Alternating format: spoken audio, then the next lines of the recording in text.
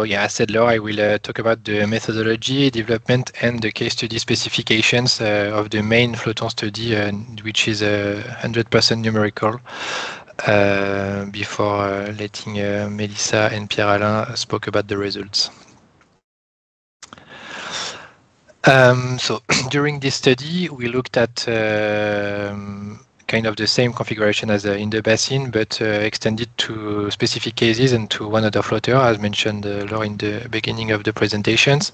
So we looked at the semi-submersible FOWT O&M USS, mounted with the 15 megawatt turbine from NREL 2020. In addition, we are looking at the floater designed by SBM Offshore, which is a TLP design mounted with the same turbine, so the EIA 15 megawatts turbines. We are looking at a refitted tanker equipped with a 1,000 ton crane capacity crane. What can be mentioned is that we have to be careful to have in mind some specific natural period. The vessel period is in roll is around 10.5 seconds. The pendulum modes, depending on the case, are about 7 seconds, 9 seconds, and 15 seconds, as we will see later. During the study, we decided to look at specific cases. The first one is the main system installation, because we are looking at a self-erecting system, and so it necessitates to, as a first step of operation, to move on a package of 330 tons from the vessel to the floater. We also looked at blade replacement and hub replacement. So the blade replacement that was looked at considered the blade transfer from the vessel to the floater, but also the blade connection of the floating offshore wind turbine. For the hub replacement, we looked at the hub hanging about the self-erecting crane at the top of the structure. We also looked at a survival case to see the impact of the additional mass and inertia produced by the standalone solution on the floater. In this webinar, I will only present you the case 1 and 3.1, meaning the case which is representing the package system installation and the hub replacement. For each case, we have proceeded in several steps to complexify the simulation. The first one is to look at the oscillation of the motion of the package with no constraint, and in the second step with adding tugger lines controlling constant tension from the vessel or from the floater, depending on the situation.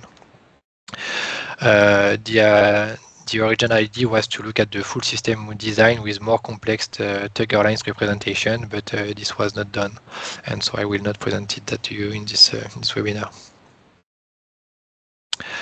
As we mentioned before, we produced a basin test campaign to validate a CIMA model, which was a kind of a numerical twin of the basin, but we are now looking at another model. So there is even 3 models. The first one is developed by SBM Offshore under OrcaFlex and represent the TLP design. And the 2 other ones are developed under Diego and CIMA by EDF R&D and France Énergie Marine, and are representing the FOWT O&M USS floater. So there is two floater, one floater for SBM and the same floater for EDF and CIMA. If you can go next, yeah, thank you. And we are in this way splitting the simulation. So as the TLP is original, they are looking at all the configuration with the TLP floater at SBM, but we are speaking the numerical model with the semi-submersible floater between France Énergie Marine and EDF, meaning the blade case was done by EDF as well as the case 1. case 3 and 4 was done by France Énergie Marine. And I forgot to mention that we produced a benchmark between the three numerical models to have confidence in the complex model that they are, because with the machine test we validate some hydrodynamics from the hull of the floater mainly, but now we are adding the crane, the pendulum motion on the numerical models, and that was not compared during the basin test campaign. So this is something that was carried out during a benchmark, only numerical. Just to have in mind the difference between the different models. So of course there is the software, as I mentioned, Diego, Cima, and Orcaflex. The design, so two times the same design, semi-sub for EDF and France Énergie Marine when it's TLP for SBM. For the hydrodynamic forces representation, we are using a radiation diffraction model at France Énergie Marine and EDF.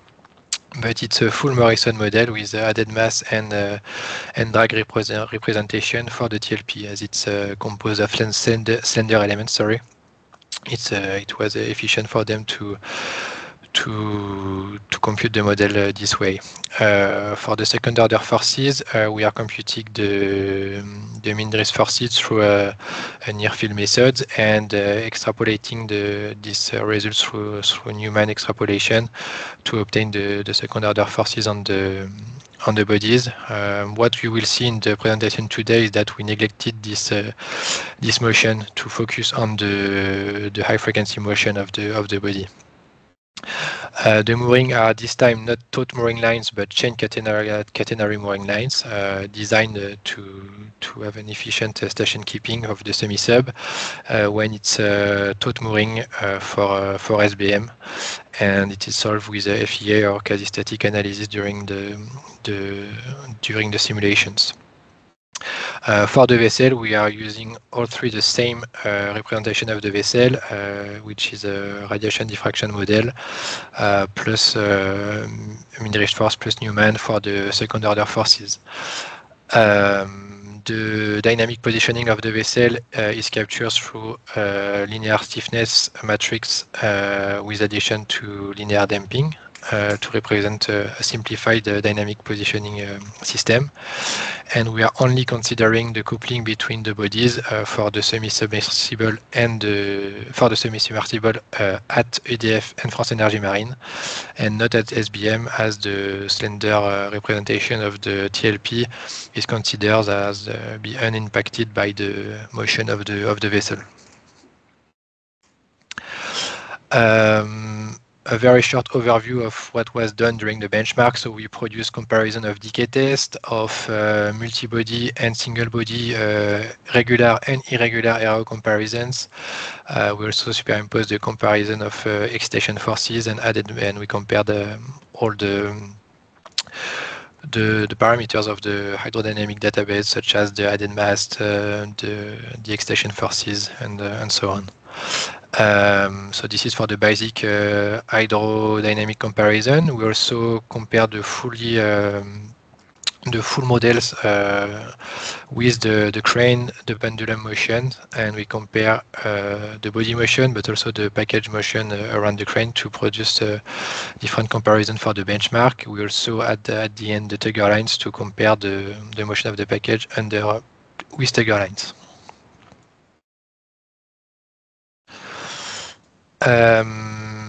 What were the outcomes of this benchmark? First of all, we were very happy with the hydrodynamic database comparison for each body. The match is almost perfect between the three models, so we are very confident in the hydrodynamic forces applying on the hulls, be it in Cima, Diego, or Orcaflex. When it becomes more complex is when we add the package and the pendulum motion plus the tugger lines.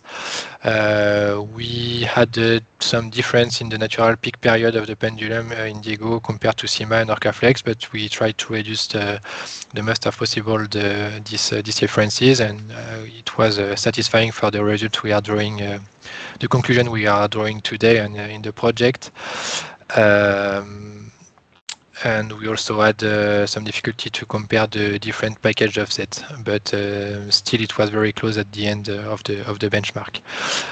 A main difference in the model is that Diego is in order to have the same result as France Energy Marine and Orcaflex, Diego is applying a single line pendulum where we have a spreading line at the top of the package in CIMA and Orcaflex.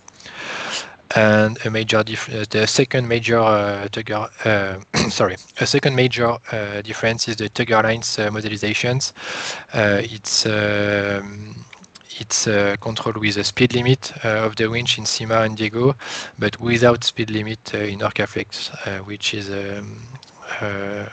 leading to a slightly different behavior for the model in SBM. So we have looked during this study at different C-state conditions and also wind conditions. We decided not to look at a specific site in a first step, but at a grid of various TP and HS combinations. So you can see here from 0.5 meters HS to 4 meter HS, and from 5 seconds TP to 15 seconds peak period by step of 2 seconds, and from 5 seconds winds, meter per second winds to 18 meter per second winds. And afterward, we decided to cross this data with a specific site, as you will see. You can see on the right here the kind of graph we are using during these presentations. So there is the representation of the floater behind the vessel in the center. So the top 0 degree corresponds is linked with head waves, and 90 and 270 degrees is linked with the side waves for the vessel. In the radial axis, we have the peak period of the C-states, and the points are colored by HS. So for each period, we looked at different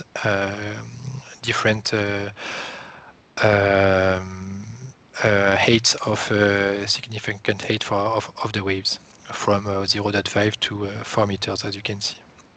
And in a second time, we are reproducing this graph and applying a red cross when these cases are failed or successed, as you will see. So this is the question: how do we consider a case to be a failure or a success? So to do that, we define the acceptance criteria.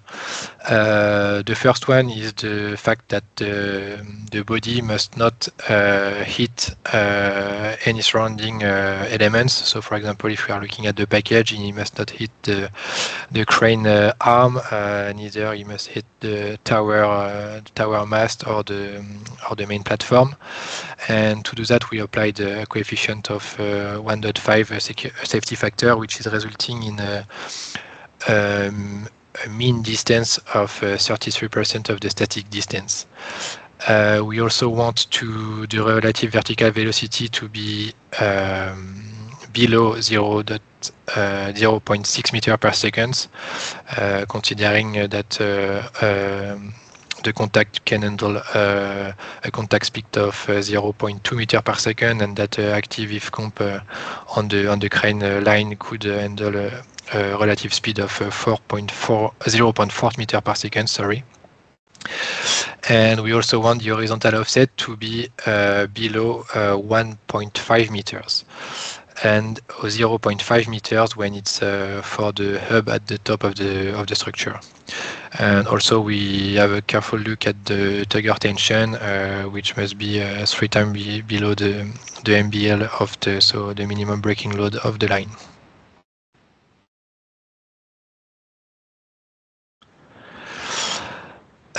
So as I said, we run all this grid of tests with various HS and TP, and then we cross the result of the different motion with the acceptance criterion that I just mentioned before.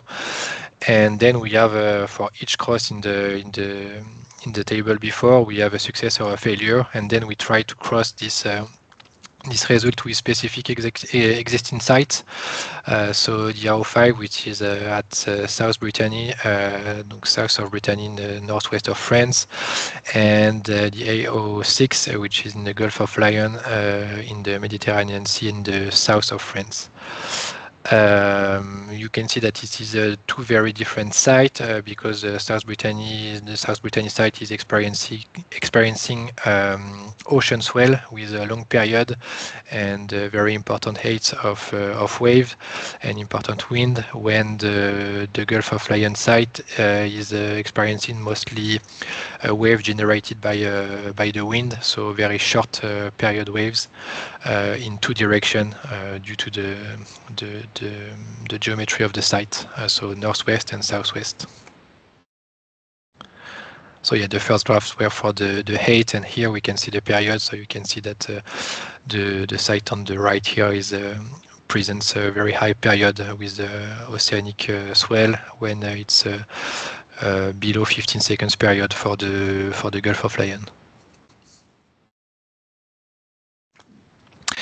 To conclude on this presentation of the study and also on the benchmark allows to be very confident in the operability results. So as you will see, we will present you operability results for the different case because the difference highlighted for the package motion are acceptable, and we are converging with the same results. However, when we compare the TLP system and the semi-submersible design, there is some slight operability results, very slight results that are different. And in this case, it's very challenging to determine whether these differences are due to the floater concept, which is TLP vs semi-submersible, or due to the numerical models. So we are not concluding on that in this webinar.